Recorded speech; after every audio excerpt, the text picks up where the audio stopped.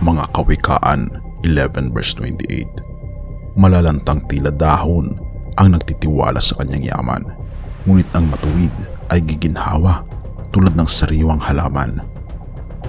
People's Republic of China, ang isa sa mga pinakakinatatakutan na superpower sa panahon natin ngayon. Kapansin-pansin kasi na hinahanda na nito ang malalakas nitong mga armas, ang milyon-milyong mga hukbo na nagbibigay hudyat sa posibleng pagsisiklab ng World War III.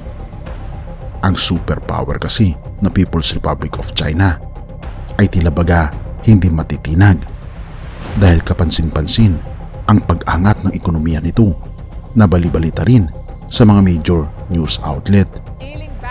Ngunit isang pahayag, mga kaibigan, ang itinatago ng China sa mata ng iba't ibang bansa.